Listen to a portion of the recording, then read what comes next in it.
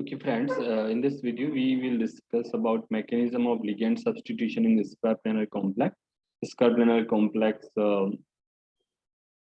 DsP2 hybridization होता है, ये आपको याद रखना है। स्क्वायर प्लानर कॉम्प्लेक्स में जो लिगेंड सब्स्टिट्यूशन होता है उसकी मैकेनिज्म क्या that we have to understand और we will discuss in this video.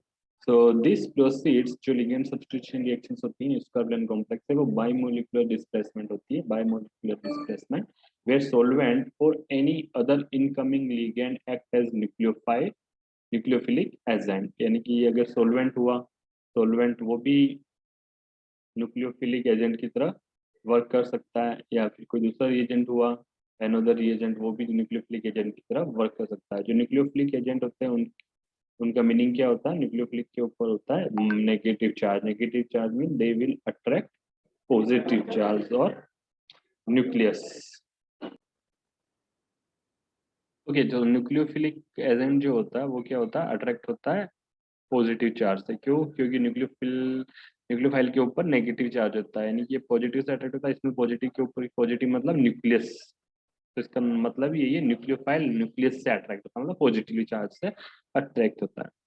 So there is a nucleophilic attack, यानी न्यूक्लियोफाइल अटैक करता है of entering ligand through trigonal, actually ये ट्राइगोनल है, तो trigonal bipyramidal structure, and a process is stereospecific means since will give cis product and trans will give trans product, that you have to remember कि जो ligand substitution reactions होती हैं square planar complexes वो stereo specific होती है। Stereo specific का मतलब क्या होगा? अगर आपने सिस प्रोडक्ट लिया है तो सिस प्रोडक्ट, सिस रिएजेंट लिया है तो वो सिस प्रोडक्ट देगा आपको, अगर आपने ट्रांस लिया है तो वो आपको ट्रांस प्रोडक्ट देगा। तो ये स्टेरियो स्पेसिफिक होती है।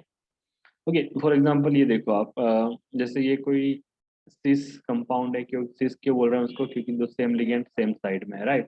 दैट्स व्हाई सिस। इसके ऊपर कोई न्यूक्लियोफाइल इसका अटैक हो रहा है किसी का, जैसे कोई यस कोई रिएजेंट का अटैक हो रहा है वाई का, तो वाई क्या करेगा? पहले इसके साथ एसोसिएट होगा, एसोसिएटिंग मैकेनिज्म के थ्रू इसके ऊपर एसोसिएट होगा। जो इंटरमीडिएट स्टेट होगी वो ट्राइगोनल बाइपिरामिडल होगी, ट्राइगोनल बाइपिरामिडल। उसके बाद इसमें से एक्स जो होगा, यानी कि वो नेगेटिव, नेगेटिव मतलब रिमूव होना, पॉजिटिव मतलब एसोसिएट होना। तो न्यूक्लियोफाइल का यहाँ पे अटैक हो रहा है, यहाँ पे एक्स का रिमूवल हो रहा है। तो ट्रायगोनल बाइपिरामिडल जो इंटरमीडिएट स्टेट है वो वापस किस में कन्वर्ट हो जाती है? स्क्वायर प्लेनर कॉम्प्लेक्स में। एंड इनिशियली अपने सिस रिएजेंट लिया था, फाइनली अपने को सिस मिला, तो इसके लिए ये क्या हो गई? Stereo specific. ओके, नाउ ये अपन ने कोई ट्रांस प्रोडक्ट लिया, इसमें जो ए एस सिमिलर लिगेंड है वो एक दूसरे की ट्रांसपोजिशन पर है। अब ये कोई न्यूक्लियोफाइल है, इस प्लस का साइन का मतलब न्यूक्लियोफाइल नेगेटिव होता है, बट इस प्लस साइन को आप ऐसे में समझना है कि न्यूक्लियोफाइल के ऊपर पॉजिटिव साइन है। इस प्लस का मतलब हुआ एसोसिएशन, एसोसिएशन। ओके, तो ये वाई इसके ऊपर अटैक करेगा, वाई अटैक करने से क्या? ट्राइगोनल बाइपिरामिडल ज्योमेट्री बनेगी। ट्राइगोनल बाइपिरामिडल ज्योमेट्री बनने जो कि इंटरमीडिएट स्टेट होती है, दिस इज इंटरमीडिएट। ओके, याद रखना, इंटरमीडिएट स्टेट। ओके, अब ये क्या करेगी? इसमें से वापस एक्स लीव करेगा, इस माइनस का मतलब है लीविंग, तो एक्स वापस यहाँ से लीव करेगा और एक ट्रांस प्रोडक्ट होगा। तो इनिशियली अगर अपने ट्रांस लिया तो फाइनल भी अपने को ट्रांस मिलेगा।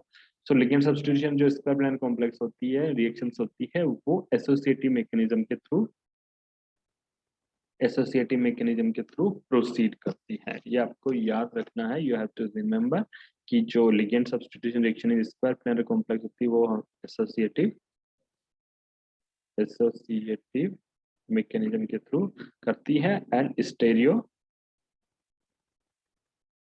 स्पेसिफिक होती है। ये आपको याद रखना है। Okay, so in substitution reactions of square planar complex PTA3X plus with y minus to yield PTA3YN plus in water involves a complication since the solvent water also behave as a ligand। अब ये जो reactions होती है, suppose solvent में हो रही है, तो सोलवेंट भी क्या करेगा? एक लिगेंड की तरह बिहेव करने लग सकता है, राइट? तो उसको अपन थोड़ा समझ लेते हैं। ओके, तो ये कोई कॉम्प्लेक्स है PT A3X N माइनस। अब ये वाई इसके साथ मतलब रिप्लेस करेगा एक्स को, तो वाटर की प्रेजेंस में, वाटर यहाँ पे क्यों लिखा अपन ने, because we are water is working as a solvent और it can also act as leakage. Okay, तो ये सिंपल सा रिएक्शन है। For this reactions to term rate law is given by the expression. So rate K1 into PtA3x n plus K2 PtA2x n plus and y minus. Okay. So K1 first order reactions बताता है क्योंकि इसमें एक ही participate कर रहा है molecule, और K2 क्या बताता है, सेकंड ऑर्डर रेट कांस्टेंट बताता है क्योंकि इसमें Y भी पार्टिसिपेट करता है। तो ओवरऑल रेट कैसे लिख सकते हैं, फर्स्ट ऑर्डर के रिस्पेक्ट प्लस सेकंड ऑर्डर का जो दोनों रेट है उन दोनों को सम करने के बाद जो ओवरऑल रेट आएगा वो अपन that would be the exact rate for this kind of reaction. So a convenient analysis of rate constant can be made by running the reactions with a large excess of nucleophile. अगर large excess में nucleophile है तो उसमें एक analysis किया गया है। Under this condition मतलब अगर न्यूक्लियोफाइल की कंसंट्रेशन बहुत ज्यादा है, the observe rate constant is pseudo first order. जो रेट कांस्टेंट ऑब्जर्व होता है यानी कि जो एक्सपेरिमेंटली रेट कांस्टेंट निकाला जाता है वो स्यूडो फर्स्ट ऑर्डर होता है, मतलब निकलता फर्स्ट ऑर्डर बट होता नहीं।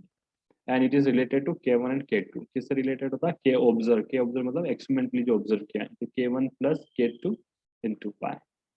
Okay, so two-part mechanism for ligand substitution square planar complex is S. So diagrammatically, we can understand the mechanism of ligand substitution in square planar complex. Like suppose ये कोई complex है जिसमें तीन तो एक ही type के लिगेंड है और एक दूसरे टाइप का लिगेंड है, स्क्वायर प्लेनर कॉम्प्लेक्स है, ये स्क्वायर प्लेनर कॉम्प्लेक्स है। ओके, ये स्क्वायर प्लेनर कॉम्प्लेक्स है। अब जब इसमें वाटर मॉलिक्यूल का एडिशन होता है, वाटर मॉलिक्यूल का एडिशन मीनिंग क्या है, जब सोलवेंट है और सोलवेंट क्या कर रहा है, इसके ऊपर अटैक कर रहा है, तो that would be slow step. Solvent ये वाला अटैक कर दिया, अब फास्ट स्टेप होगी नेक्स्ट, उसमें क्या करेगा, ये जो एक्स होगा ये क्या करेगा, लीव करेगा तो वापस एक अनस्टेबल और वीक कॉम्प्लेक्स बनेगा। उसमें क्या करेगा, वाई जो नेक्स्ट इनकमिंग लिगेंड है वो क्या करेगा, अटैक करेगा और एक टीबीपी ट्राइगोनल बाइपिरामिडल ज्योमेट्री की इंटरमीडिएट स्टेट या एक्टिवेटेड कॉम्प्लेक्स बनाएगा। ओके, अब इसमें से क्या करेगा, H2O लीव कर देगा, H2 लीव करने के बाद आपको प्रोडक्ट आपको मिल जाएगा। सिमिलरली अगर एक्सेस लेते हैं, इसमें क्या एक्सेस नहीं ले रहा है, इसमें सोलवेंट एक्सेस में है, और इस पोजीशन में क्या है कि अपन एक्सेस ऑफ इनकमिंग लिगेंड ले रहे हैं या रिएजेंट ले रहे हैं या न्यूक्लियोफाइल ले रहे हैं। न्यूक्लियोफाइल अपन एक्सेस में ले रहे हैं तो क्या होगा, वाटर मॉलिक्यूल नहीं रहेगा उसमें, वाटर मॉलिक्यूल का अटैक नहीं होगा, बट न्यूक्लियोफाइल का एसोसिएशन होगा, टीबीपी ज्योमेट्री बनेगी ट्राइगोनल बाइपिरामिडल, और एक्स का नेक्स्ट स्टेप में एक्स का रिमूवल होगा and at the end the product will be form. तो दो कंडीशन होती है स्क्वायर प्लेनर के लिए, अगर एक्सेस सोलवेंट है और दूसरा एक्सेस न्यूक्लियोफाइल है। अगर एक्सेस सोलवेंट है तो फर्स्ट सोलवेंट किसी ग्रुप को रिप्लेस करेगा और फिर उसमें सोलवेंट वापस सोलवेंट मॉलिक्यूल को कोई दूसरा लिगेंड रिप्लेस करेगा। बट अगर if there is a excess of nucleophile then solvent their solvent will not play any role. Okay, then nucleophile will attack first on the complex and then X will be another ligand, living ligand will be removed, and at the end square planar complex or ligand substituted complex will be formed. So ये एक simple सा mechanism है ligand substitution reaction in square planar complex. अब अपने को discuss करना है कि कौन कौन से फैक्टर है जो कि ligand substitution reactions in square planar complex को अफेक्ट करते हैं, कि factors affecting the ligand substitution reactions in square planar complex. So first main factor है that is trans effect. Trans effect को समझने के लिए अपने को एक ये रिएक्शंस देखिए जिसमें क्या है, ये सिस ये कोई लार्ज लिगेंड है, ये अमोनिया लिगेंड है, दो क्लोरीन लिगेंड है। ओके, इसके ऊपर किसी pyridine लिगेंड का अटैक हो रहा है, तो pyridine लिगेंड के ये ट्रांस प्रोडक्ट है। ओके, सो pyridine लिगेंड अगर अटैक हो रहा है तो pyridine लिगेंड क्या करेगी, इस Cl को रिप्लेस कर देगी। इस Cl को रिप्लेस क्यों करेगी, बिकॉज ये जो पाई बॉन्ड, ये जो C2H4 लिगेंड हो सकता है L, NO2 माइनस हो सकता है, Br हो सकता है, Cl माइनस हो सकता है, तो इनका क्या है कि से ट्रांस इफेक्ट ज्यादा होता है एज कम्पेयर टू अमोनिया और क्लोरीन. सो दैट्स वाई ये क्या करेगा, इसको रिप्लेस करेगा. तो pyridine will be associated at the position of this, at this position. Okay, so this is trans product will be formed in such reactions when ligand L is replaced by, अगर ligand L जो है इसको अगर अपन C2H4 NO2 minus Br minus Cl minus से replace करते हैं for example, okay, तो the relative rates of reactions decrease with the decrease of relative trans effect of these group. तो इनका रिलेटिव रेट जो होता है वो क्या हो जाता है, डिक्रीज हो जाता है. डिक्रीज कैसे होता है, जैसे C2H4 को अगर L की जगह यूज कर रहे हैं तो इनका रेट क्या होगा, 100 होगा फॉर एग्जांपल. NO2 को यूज कर रहे हैं 100 90 हो जाएगा. ब्रोमाइड को यूज कर रहे हैं तो 3 हो जाएगा. क्लोराइड को यूज कर रहे हैं तो 1 हो जाएगा. क्यों होगा ऐसा, क्योंकि ट्रांस इफेक्ट सबसे ज्यादा किसका होता है, C2H4 का, then NO2 minus, then bromide and then chloride. Okay, तो इनका ट्रांस इफेक्ट इसकी डिक्रीज हो रहा है, इससे इधर इंक्रीज हो रहा है, इधर डिक्रीज हो रहा है. तो ट्रांस इफेक्ट जिसका ज्यादा होगा वो इजीली सामने वाले को इजीली रिमूव करेगा, राइट. अगर ट्रांस इफेक्ट जितना कम होगा वो इजीली रिमूव नहीं करेगा. दैट्स व्हाई इनका रिलेटिव रेट्स भी डिक्रीज हो जाता है. Effect of leaving group. अब लिविंग ग्रुप जो है वो कैसा, वीक लिविंग ग्रुप है या स्ट्रॉन्ग लिविंग ग्रुप है, उसके ऊपर डिपेंड करता है. For example platinum dien X, ये कोई कॉम्प्लेक्स है, इसके ऊपर pyridine की रिएक्शंस करवा रहे हैं तो pyridine इसको एक्स को रिप्लेस कर रहा है, ठीक है ना. तो अगर x NO3 minus H2O and Cl है, right, if the living group X is replaced by the ligand, the rate of reaction is decreased as mentioned below. अगर L NO3 माइनस है, फिर H2O है, 4Cl है, तो इनका rate भी इसी सीक्वेंस में डिक्रीज होगा. क्यों, क्योंकि इनका ट्रांस इफेक्ट NO3 का ज्यादा होता है, देन H2O का, देन Cl का, राइट. सो NO3 है, इसका ट्रांस इफेक्ट ज्यादा है तो इसका रेट सबसे ज्यादा है. इसके बाद इसका, इसके बाद इसका, इसके बाद इसका, और ये एक आपके पास सीरीज आ जाती है. तो NO3 क्या है, NO3 लिविंग ग्रुप है, H2O लिविंग ग्रुप है, Cl माइनस लिविंग ग्रुप है, Br माइनस लिविंग ग्रुप है, I minus leaving group, N3 minus, thiocyanide, NO2 minus and CN, ये लिविंग ग्रुप लगाते हैं अपन. तो जितना वीक लिविंग ग्रुप होगा उतना ही रेट फास्ट होगा. तो NO3 वीक लिविंग ग्रुप है. वीक मतलब नॉट वीक, ये मतलब इजीली लीव कर सकता है, तो अपन बोलते हैं स्ट्रॉन्ग लिविंग ग्रुप है. तो ये एक ऑर्डर है, तो इसी ऑर्डर के अकॉर्डिंग इसका रेट ऑफ रिएक्शंस डिपेंड करता है. अगर आपको कंपेयर करने के लिए पूछा है कि अगर कोई क्लोराइड लिगेंड है और ब्रोमाइड लिगेंड है, इनको रिप्लेस करना है तो किसका रेट रिएक्शन से ज्यादा होगा, तो ब्रोमाइड का रेट ऑफ रिएक्शन ज्यादा होगा क्लोराइड से, क्योंकि chloride is a better leaving group than bromide. Okay, और इसके ट्रांस इफेक्ट देखें तो ट्रांस इफेक्ट जस्ट उल्टा आ रहा है, क्योंकि साइनाइड का ट्रांस इफेक्ट ज्यादा होता है, NO2 का माइनस का ज्यादा होता है, Cn माइनस का ज्यादा होता है. यानी कि जितना स्ट्रॉन्ग ट्रांस इफेक्ट होगा वो इजीली लीव नहीं करेगा, सामने वाला ग्रुप रिप्लेस नहीं कर पाएगा, right. so rate of reactions कम हो जाएगा. so that you have to understand. Next effect है ligand substitution reactions of square बनाना कॉम्प्लेक्स में कि सोल्वेंट इफेक्ट. कि सोल्वेंट के क्या रोल होते हैं, सोल्वेंट affect the rate of ligand substitution reaction in square planar complex that can be understood with the mentioned tables. ये हम देखेंगे कि solvent in which rate of action ligand is independent of Cl minus, ठीक है ना.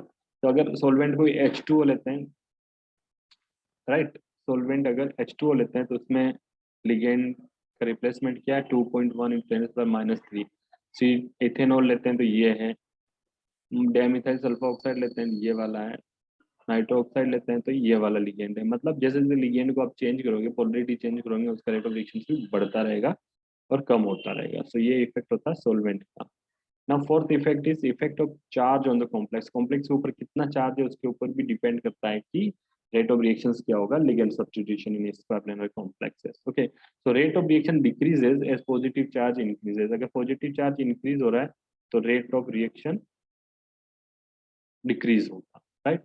जैसे PtCl4 2 minus, Pt इसके ऊपर नेगेटिव एक चार्ज है, इसके ऊपर 0 चार्ज है, इसके ऊपर पॉजिटिव चार्ज है.